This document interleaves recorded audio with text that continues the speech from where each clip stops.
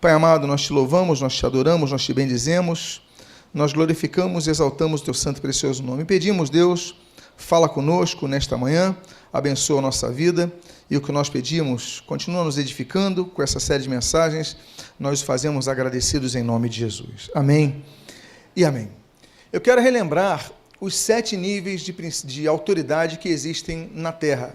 Existem 7 níveis de autoridade, e nós então falamos sobre a primeira, já falamos sobre esta, que é a autoridade soberana. É a autoridade também chamada de imperial, é a autoridade que é exclusiva a Deus. Ninguém tem essa autoridade soberana senão Deus, porque Deus é soberano. Todos os demais princípios de autoridade estão abaixo desta autoridade. Ninguém consegue ter uma autoridade superior a Deus. O segundo nível de autoridade é a chamada autoridade veraz, também denominada de autoridade constitucional, que é a autoridade da palavra de Deus. É o extrato da vontade de Deus, é o extrato do desejo de Deus, é a palavra de Deus, que nós aqui chamamos de Bíblia Sagrada. Então, é o segundo nível, porque ele revela o desejo de Deus. Então, nada que nós falamos sobre isso também no domingo passado, na última vez que nós fizemos o estudo, nós falamos sobre, então, autoridade veraz, nada pode ser equiparado a essa autoridade em relação ao que está distribuído na humanidade. Depois nós tivemos um terceiro nível de autoridade. Nós, inclusive, falamos sobre a Assembleia de Westminster, né, e os 3 pontos basilares de Westminster, século XVII, quanto à autoridade veraz. Depois nós falamos sobre o terceiro nível de autoridade, a autoridade da consciência. É uma autoridade que todos nós temos, é a consciência. Existem 2 fatores importantes que nós abordamos no último estudo sobre a consciência. A consciência geral e a consciência particular, que pode ser corrompida. Por exemplo, um pedófilo, ele tem uma consciência, digamos assim, desvirtuada de um princípio. Um sociopata, ele tem uma consciência desvirtuada de um princípio, de um padrão social. Então, existem consciências depravadas ou deterioradas ou corrompidas, que elas precisam ser revistas, refeitas e reconduzidas a um elo. Agora, existe a consciência geral. Não precisa a Bíblia dizer, não matarás, para que nós saibamos, então, que matar uma pessoa é algo errado. E, ao mesmo tempo, esse nível de autoridade da consciência é importante por quê? Por causa das religiões, por exemplo. Muitas vezes um líder, por exemplo, em 1979, houve um falso pastor, chamado Jim Jones, um missionário americano na Guiana, que ele obrigou os membros de sua igreja a tomarem cicuta, a tomarem um veneno. Ora, estamos num nível de autoridade delegada, mas ele obriga as pessoas a tomarem veneno. Isso vai contra o nível da consciência. Então, antes de você obedecer a um pastor, a um padre, a um líder, a um presidente, a um governador, existe um nível de consciência. Então, você não pode violar a sua consciência. Vocês estão entendendo o que eu estou dizendo? Nós falamos sobre isso da última vez. Então, esse nível está acima do nível da autoridade delegada. Então, por exemplo, se alguém determinar, se um líder, se o seu pastor falar assim, olha, vai e rouba um banco, vai e mata uma pessoa, vai e maltrata alguém. Aí você fala, não, eu não vou fazer isso porque, apesar de ele ser líder, o líder da autoridade delegada, que vamos tratar hoje, que é o 4º nível, mas acima dele está o nível da consciência. Eu não vou matar ninguém porque minha consciência me proíbe disso. Eu não vou roubar ninguém porque minha consciência proíbe isso. E está abaixo do nível da autoridade veraz. Ou seja, a Bíblia proíbe eu de matar, a Bíblia proíbe eu de roubar. Vocês estão entendendo, então, a escala de níveis? Então, é importante nós sempre trabalharmos o escalonamento dos níveis de autoridade para que nós nunca o transgridamos. Então, o pastor tem autoridade numa igreja? Tem. A autoridade dele é absoluta? Negativa. A autoridade dele é relativa e está abaixo de outros níveis de autoridade. Então, a autoridade e consciência é fundamental. Hoje falaremos, e a partir de hoje, porque vamos abordar alguns domingos, sobre a autoridade delegada, também chamada de autoridade representativa. É a autoridade que é delegada a pessoas. Então, um presidente da República, um governador, um pastor, um padre, um líder de uma entidade, o presidente de um clube, qualquer pessoa que receba autoridade para governar sobre outros, ele tem uma autoridade representativa, ele recebe uma autoridade delegada. Então, esse é um ponto importantíssimo que nós vamos abordar a partir de hoje. Depois dele, vamos falar da autoridade cultural, falaremos da autoridade funcional e, por fim, o último nível de autoridade, a autoridade estatutária. Todos eles baselados na palavra de Deus. Amém? Vamos então começar a falar nesta manhã sobre a autoridade delegada ou autoridade representativa. Eu começo com dois textos do Senhor Jesus que se encontram em dois evangelhos. O evangelho daquele que não conheceu Jesus pessoalmente, né? Lucas não conheceu Jesus, ele se informou a respeito, ele pesquisou, enfim, mas não conheceu o Senhor Jesus, o médico aqui amado, o médico de Paulo. O evangelista Lucas, ele escreve as palavras que ele pesquisou de Jesus, as quais o Senhor Jesus assim ensinou. Aquele a quem muito foi dado, muito lhe será exigido. E àquele a quem muito se confia, muito mais lhe pedirão. Primeira coisa que nós devemos notar, a autoridade que se delega a alguém, não é uma autoridade gratuita, não é uma autoridade que vai ficar só pela... Não, vai haver cobrança do uso da autoridade. Então, a quem muito é dado, muito será exigido, a quem muito desconfia, muito mais se lhe pedirão. Em João, no capítulo número 13, versículo número 16, o Senhor Jesus ensina assim: em verdade vos digo, que o servo não é maior do que o seu senhor, nem o enviado maior do que aquele que o enviou. Então, nós temos Jesus, mais uma vez, respeitando as regras hierárquicas. Olha, o servo não está acima de quem enviou. Então, existe uma cadeia de comando, existe uma ordem a ser seguida. Assim como numa casa, existe pai, mãe e filhos. Os filhos são submissos aos pais. Vamos falar sobre isso daqui, talvez hoje.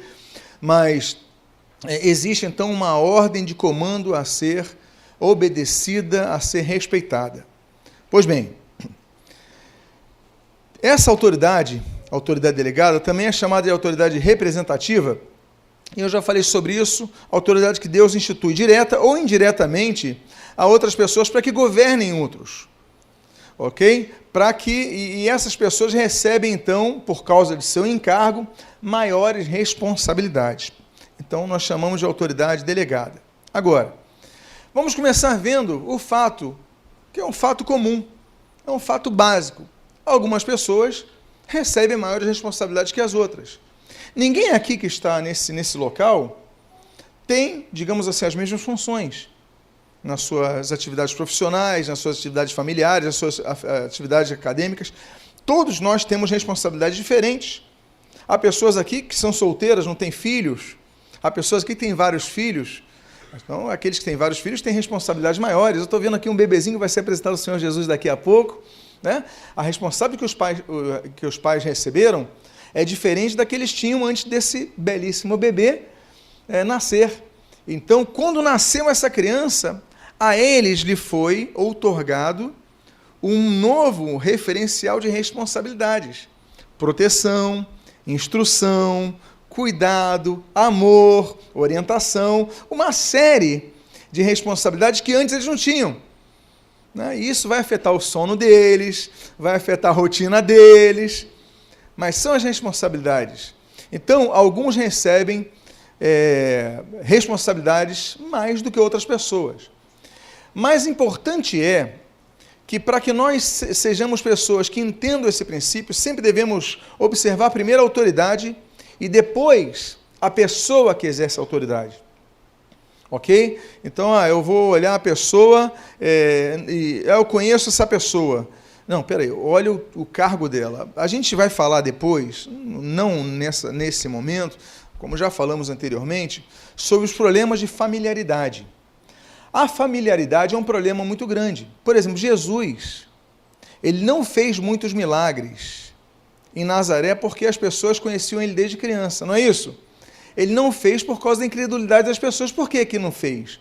Porque as pessoas diziam assim: Jesus É o que brincava aqui, que jogava bola, soltava pipa. Não existe isso não, gente. É só uma expressão. Mas aquele Jesus que brincava, corria aqui. As pessoas, então, daquela cidade, não levaram ele a sério quando ele começou a exercer o ministério. E por causa disso, da incredulidade daquele povo, o nome disso é o problema da familiaridade, Jesus não efetuou muitos milagres ali.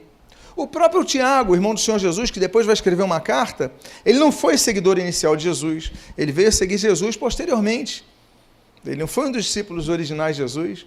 Então, por quê? Familiaridade. Você lembra o problema de Moisés e a irmã de Moisés, Miriam? Ela ficou leprosa porque ele decidiu casar com uma africana? Aí, como é que ele vai casar com uma africana? Moisés? Vocês lembram dessa história? Aí ela fica, mas por quê? O problema ali é que ela confundiu as coisas.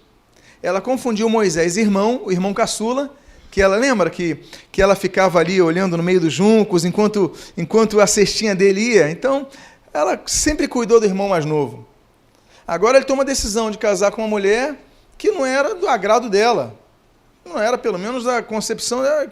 Como ela começa a criticar, e depois ela começa a criticar a liderança dele. Ela confundiu as coisas. Família e liderança. E aí ela ficou leprosa. Então, é um problema quando nós olhamos a pessoa e não a autoridade que está sobre a pessoa. Quando a pessoa é investida de uma autoridade, nós devemos, então, olhar e reconhecer a autoridade dessa pessoa. Depois nós consideramos a pessoa. Pois bem, Paulo, por exemplo, era um homem que nós sabemos muito culto. Ele estudou aos pés de Gamaliel. Gamaliel, né, o neto de Iléu I, uma escola rabínica apuradíssima, você não podia estudar, era escolhido a dedo para alguém ser aluno. Paulo era um homem capacitado, um homem inteligente, ele era tão grande que quando ele se tem encontro com Jesus, ele começa a assinar como Paulo, porque o nome dele não era Paulo, era Saulo, né? Todo mundo sabe, Saul, que é helenizado é Saulo. Ele começa a escrever, eu, o apóstolo pequeno, Paulus é pequeno, né? Então ele começa a usar um apelido, Paulo, o pequenino. Por quê? Porque ele começa a ver, olha, tudo que eu recebi, eu uso como esterco, eu uso como base aqui para... As revelações são maiores. Paulo tem um encontro com Deus que o coloca numa posição de humilhação. É um homem humilde, luta muito contra isso, mas é um homem humilde. Agora, como é que Paulo, um homem tão capacitado, ele vai se submeter às palavras de Ananias, um homem tão simples? Por quê? Porque ele tem reconhecimento que Ananias era o homem que Deus estava usando para a vida dele. Outra vez eu tentei assistir um desses programas de televisão evangélicos. Eu tenho muita dificuldade, meus amados, porque eu gosto da palavra. E é tão parca a coisa, tão limitada, tão... Eu estava vendo o sujeito, não sabia conjugar um verbo direito. Eu falei, meu Deus, vou ficar com febre. Cara, era quase assim, nós vai, a gente fomos. Eu falei, meu Deus, que coisa horrível, sem preparo e tal. Aí chega lá, o cara cura a mulher. Eu falei, meu Deus, Deus usa o sujeito. Aí eu falei, quem sou eu para julgar, né? Eu ficar julgando eles. Aí Deus pega um Pedro, um apóstolo Pedro, e começa a usar esse Pedro para... Então a gente não pode, a gente tem que lutar contra o nosso orgulho, tem que lutar contra essas nossas limitações, porque Deus usa quem quer. Então Paulo, ele foi beneficiado, por quê? Porque ele reconheceu, não a pessoa, mas o título, o poder que Deus detinha a pessoa, deliberar a pessoa, delegar a pessoa, instituir sobre a pessoa, então, enfim, ali colocava e depositara sobre a pessoa. Então nós erramos quando nós vemos o homem primeiro e depois a autoridade. Nós temos sempre que ver a autoridade sobre a pessoa. Pois bem, por outro lado, Deus fez pessoas mais capazes que outras para determinadas funções. E assim Deus as vê e tem expectativa com as mesmas. Então há pessoas que têm, digamos assim, maiores habilidades, há pessoas que têm uma facilidade maior para algumas coisas, e Deus espera que essas pessoas, então, correspondam, nesse sentido, quanto àquilo que Ele oferece. Então, Deus, com exceção da graça salvífica, que é entregue a todos e é disponibilizada a todos, de maneira uniforme, todos podem ser salvos, né? Não há diferença nesse sentido, mas nada mais do que Deus dá, Deus o faz uniformemente. Deus dá dons, Deus dá talentos e vai cobrar isso conforme Ele distribuiu, conforme a responsabilidade que Ele distribuiu. Lembra que Jesus falou, nós mencionamos aqui, a quem muito é dado, muito lhe será cobrado? O que Ele está dizendo? A quem menos lhe deu, menos será cobrado. A quem pouco lhe deu, pouco lhe será cobrado. Conforme o nível de responsabilidade atribuída, Deus vai cobrar mais ou vai cobrar menos da pessoa. Então, por exemplo, nós temos o texto de Mateus, capítulo 25, você pode olhar na tela. Mateus 25, versículo 14 a 15. O Senhor Jesus diz assim, o texto está aí. Pois será como um homem que, ausentando-se do país, chamou os seus servos e lhes confiou os seus bens. A um deu 5 talentos, a outro 2, a outro 1. A cada um, olha só, coloquei em negrito, a cada um, segundo a sua própria o quê? O que está na Bíblia? Capacidade. E, então, partiu. Nota bene. Não tem comunismo aqui nesse momento. Não distribui uniformemente, distribui conforme o merecimento de cada um, a capacidade de cada um. Ele deu 5 a um, deu 2 a outro, deu 1 a outro, conforme a capacidade de cada um. Então, a distribuição de benefícios, a distribuição de dons, a distribuição de talentos, ela vai equivaler ao conhecimento que Deus tem de cada um. Mais um motivo pelo qual a gente não pode ficar invejando os outros. Ok? Devemos lutar pelo nosso. Crescermos sempre, claro, devemos crescer. Mas não podemos ficar naquela de ficar, fulano tem mais do que eu. Não, vamos lutar. Agora, tem capacidade. As pessoas cantam melhor do que eu, meus irmãos. Poucos me veem cantando. Porque há pessoas que cantam melhor do que eu. Então, por que eu vou cantar aqui? Não é verdade? Há pessoas que nós devemos reconhecer que Deus deu talentos a cada um. Se você pedir para eu fazer o bolo para os irmãos que recebem, preparar um lanchinho ali, eu não vou ter a habilidade que alguns vão ter, algumas pessoas vão ter. Então, as pessoas devem fazer. Há irmãos, há irmãs que fazem melhor comida do que eu. Então, que façam. Então, nós devemos reconhecer que essa questão é uma questão que Deus distribui individualmente, não coletivamente. A autoridade também é assim. E a autoridade delegada, e é importante colocarmos agora isso daí, Deus distribui a autoridade com objetivo. O objetivo é o desenvolvimento daqueles que estão debaixo da autoridade. Voltando a usar o exemplo de um bebê. Os pais, eles têm um objetivo com esse bebê. Eles recebem autoridade sobre essa vida. Qual é o objetivo? É cuidar, é alimentar, é instruir, é capacitar. Não é verdade? Por isso os pais têm autoridade, para ajudar. Os governantes, eles têm autoridade para quê? Para, digamos assim, receberem benefícios próprios, favorecidos pelas negociatas do cargo. É para isso que nós elegemos governantes? Não. O nome disso é mau uso da autoridade. E quando tem mau uso, eles devem ser punidos por causa disso. É bíblico. Agora, qual é o objetivo de Deus colocar, então, pessoas com poder para governar sobre outras? O objetivo é que essas pessoas, elas beneficiem, façam que os que estão abaixo sejam beneficiados, haja um desenvolvimento, assim como um pai por um filho, assim como um professor para o seu aluno. O professor, ele é pago, ele recebe autoridade para quê? Para que os seus alunos desenvolvam, não é isso? Um professor de um cursinho pré-vestibular, qual o objetivo dele para com seus alunos? Que seus alunos ingressem em boas faculdades. Então, por isso ele recebe autoridade. Não é para ficar batendo papo, não é para ficar falando de... Não, é para ensinar o aluno para ele poder competir e passar para uma boa faculdade. O objetivo de um pastor, o objetivo de um líder é fazer com que os seus membros desenvolvam-se espiritualmente, desenvolvam-se biblicamente, desenvolvam-se como cidadãos responsáveis. Esse é o objetivo das lideranças, ok? Então, há pessoas que se apropriam, se aproveitam da autoridade que recebem. Mas a boa autoridade, ela é exercida por quem promove o desenvolvimento daqueles que estão abaixo. Amém, queridos? É esse o ponto. Em qualquer tipo de autoridade, religiosa, familiar, acadêmica, etc, etc, etc, governamental, etc, etc, etc.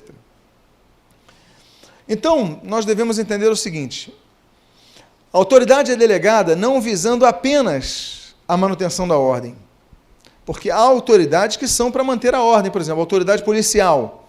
O sujeito recebe a farda, recebe o uniforme, recebe a arma, recebe a autoridade para organizar o trânsito ou para organizar a segurança pública. Tudo bem, há funções específicas, né? Mas nem toda autoridade ela tem o objetivo de manter a ordem. O objetivo final da autoridade, em termos gerais, é o quê?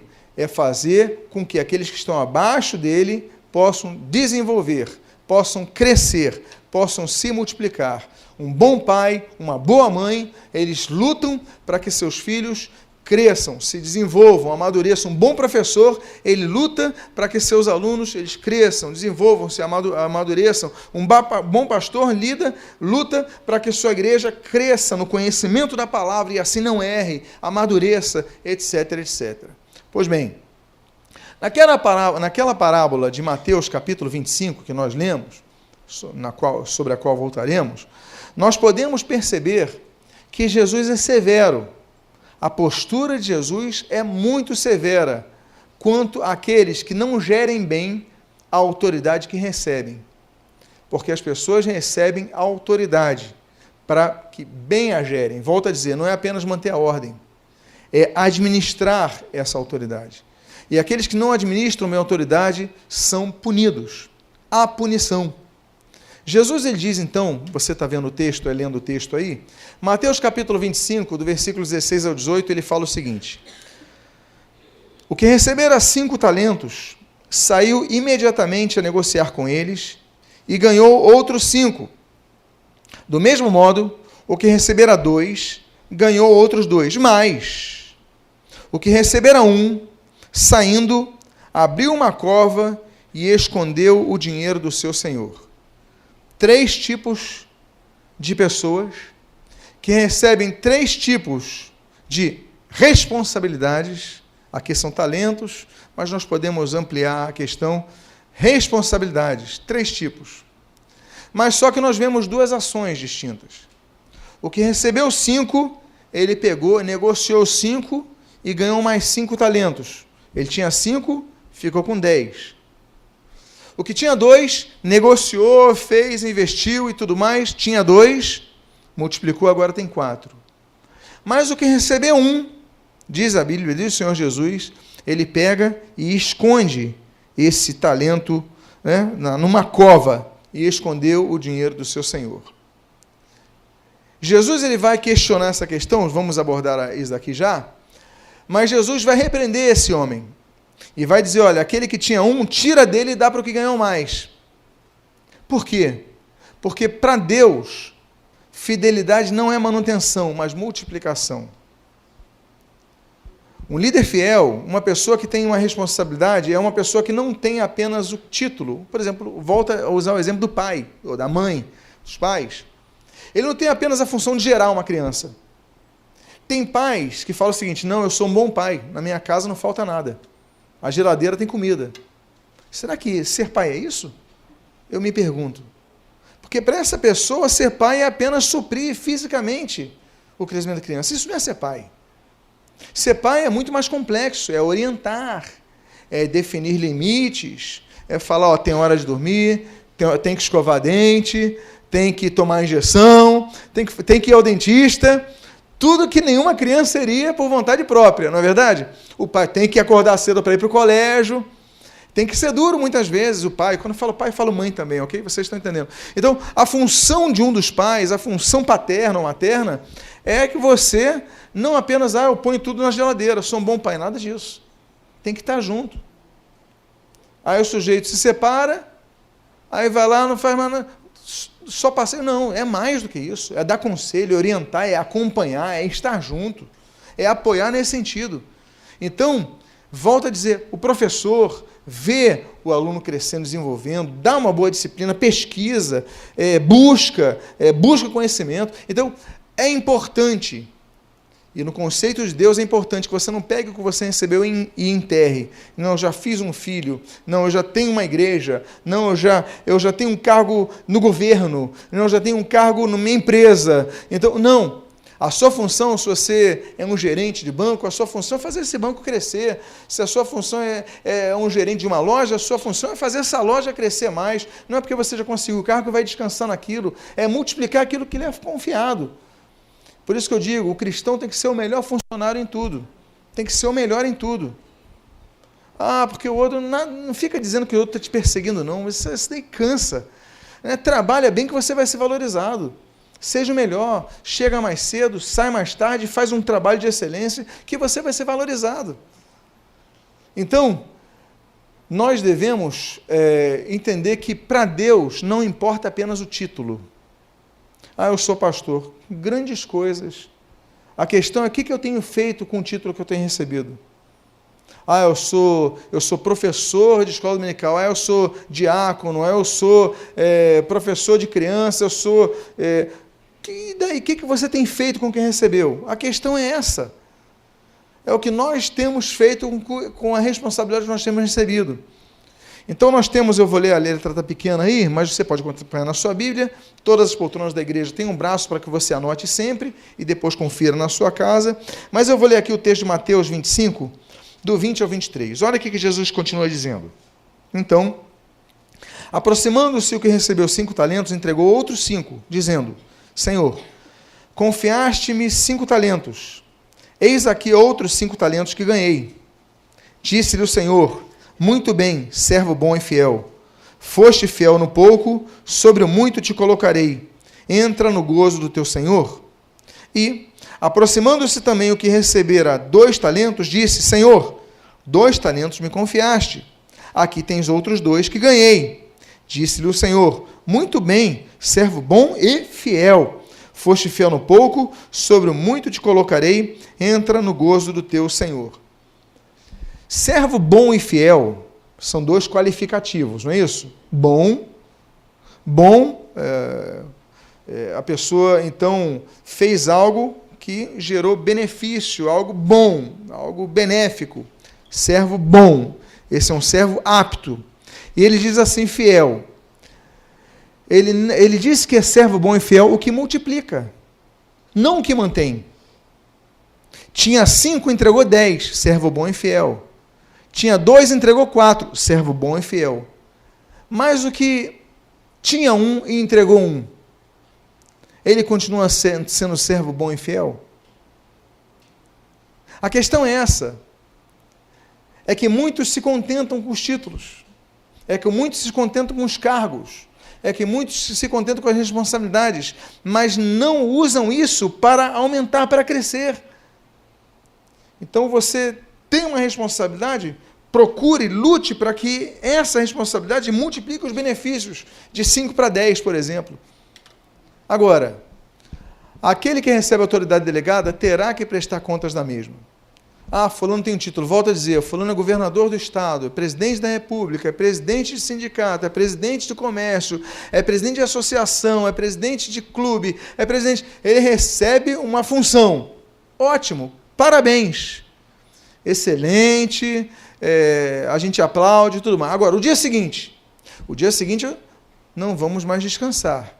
Vamos trabalhar para que sejamos um bom presidente, um bom governador, um bom líder de sindicato, um bom líder de clube, um bom líder de associação, um bom líder de tudo, para que isso se multiplique em benefícios de todos. Por quê? Quem recebe a autoridade delegada, e um bom pastor, quem recebe a autoridade delegada, ele vai ter que prestar contas da mesma. Não existe, volto a dizer, autonomia plena naqueles que recebem autoridade. Não existe autonomia plena. Nenhum pastor tem autonomia plena da autoridade que recebe, porque alguns pensam que tem. Alguns pensam que viram deuses. Alguns... Então, não, nenhuma pessoa recebe autoridade plena. A autoridade plena é só de Deus. Segundo lugar, a pessoa que recebe autoridade, ela tem que buscar se aprimorar sempre. fornecendo crescimento, benefícios, enfim, a todos aqueles que estão debaixo de seu poder, de seu governo. O texto diz assim, Mateus 25, 19. Depois de muito tempo, voltou o Senhor daqueles servos e ajustou contas com eles. O princípio de autoridade mostra que Deus vai exigir prestação de contas a quem delega autoridade. Voltemos à célula máter da sociedade, a família.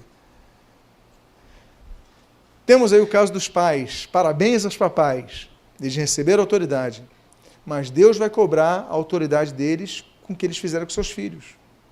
Deus vai cobrar de mim e de Cláudia o que nós temos feito com nossos 3 filhos, em relação à autoridade, o que nós temos investido neles e instruído eles. Por quê?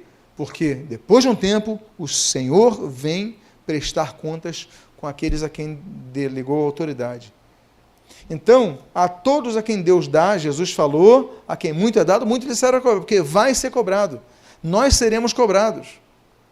Já falamos sobre vários tribunais que existem. Já falamos várias vezes sobre isso e tal. Mas tem 2 tribunais do futuro que vão acontecer que a Bíblia diz. A Bíblia diz, por exemplo, em Apocalipse capítulo 20, sobre o tribunal do juízo final. Então a Bíblia fala do juízo das pessoas que serão condenadas eternamente. Apocalipse capítulo 20, de 11 a 14. A Bíblia fala do tribunal que vai ser julgado Satanás, a besta e o falso profeta. Apocalipse, capítulo 20, versículo 10, fala que então o diabo será lançado no lago de fogo eterno. Isso no futuro, não ainda acontece agora. Ele ainda tem atuado aqui, no mundo espiritual. Mas a Bíblia fala de um outro tribunal, em 2 Coríntios, capítulo 5, versículo 10, que é o tribunal de Cristo. É o único tribunal em que Cristo é o juiz. Porque nos outros, Cristo é o advogado. Então, nesse tribunal de Cristo, é o tribunal que os salvos vão participar. E será colocado a todos o que fizeram e o que deixaram de fazer. Nós, os salvos, seremos julgados conforme o que nós fizemos e conforme o que deixamos de fazer. Por quê? Diz o texto, depois de um tempo, o Senhor, os servos, vêm ajustar contas. Então nós devemos entender essa questão. Há 2 tipos de líderes que exercem autoridade delegada. Os chamados líderes aprovados e os chamados líderes reprovados. Então não basta apenas ser líder, não basta apenas ser pastor, não basta ser apenas líder de louvor, não basta ser apenas professor de escola dominical, não basta ser apenas diácono, não basta ser apenas evangelista, não basta ser apenas governador, presidente, não. Existem aqueles, todos exercem autoridade, mas aqueles serão aprovados e outros serão reprovados. O Senhor Jesus, Ele vai cobrar.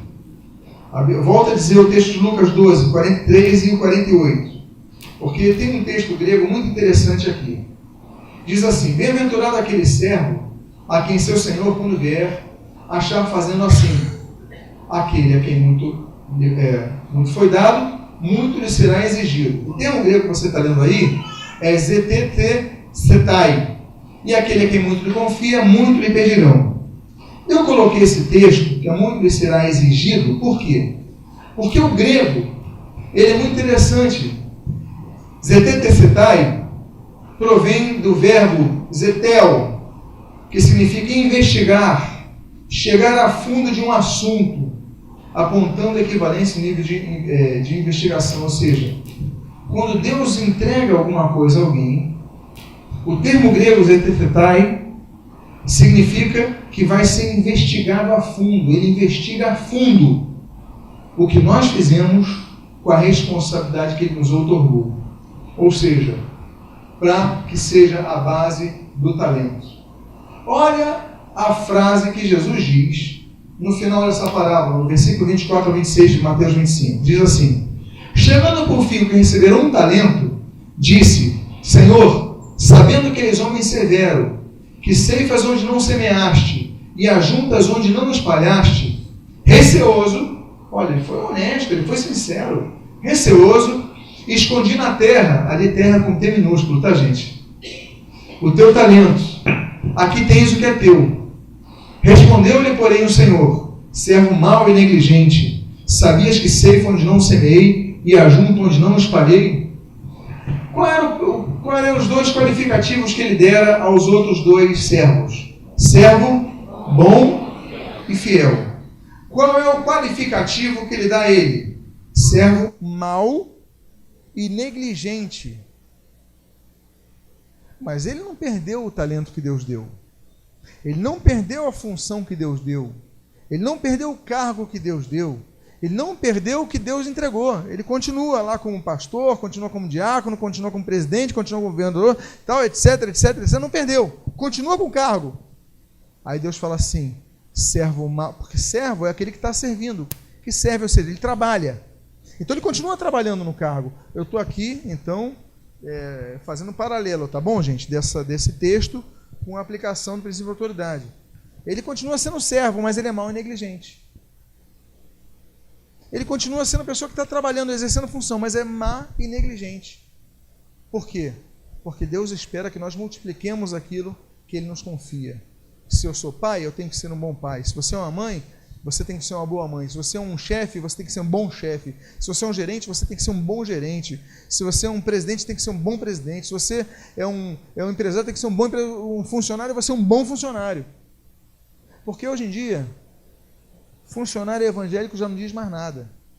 Antigamente, quando eu era criança, eu sou dessa época, na Idade Média, eu sou dessa época que a pessoa falava assim, olha, tem um funcionário para oferecer à empresa, ele é evangélico, pode contratar. Confio. Hoje em dia é evangélico, eu não quero não. Porque chega tarde como os outros, dá desculpa e falta toda hora, ou seja, é mentiroso. As pessoas estão na igreja, mas não mudaram o seu modo de ser. Não são luz do mundo. Então, hoje em dia, já não diz tanto. Quando você fala, sou pastor, a pessoa, não, o crédito está aprovado. Você hoje fala, sou pastor, você tem até vergonha de falar às vezes.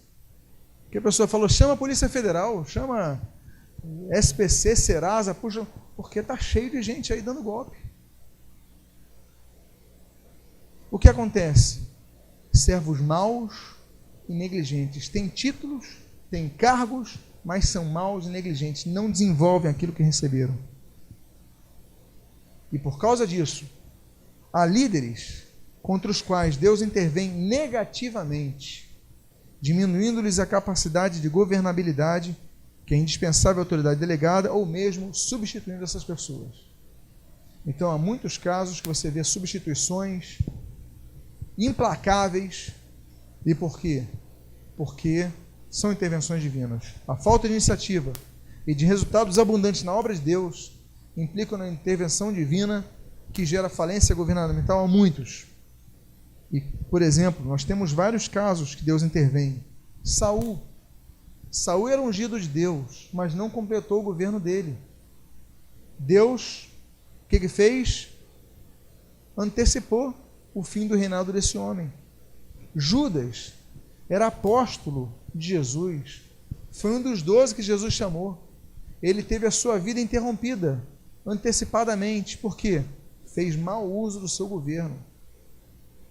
E Herodes, um governador, um homem que tinha poder, rei da Judéia ali, ele teve o seu governo antecipado. Por quê? Deus interveio. Então Deus pode intervir.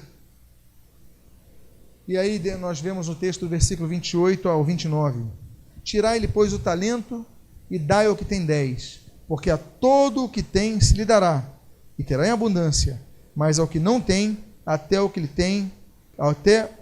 tem lhe será tirado.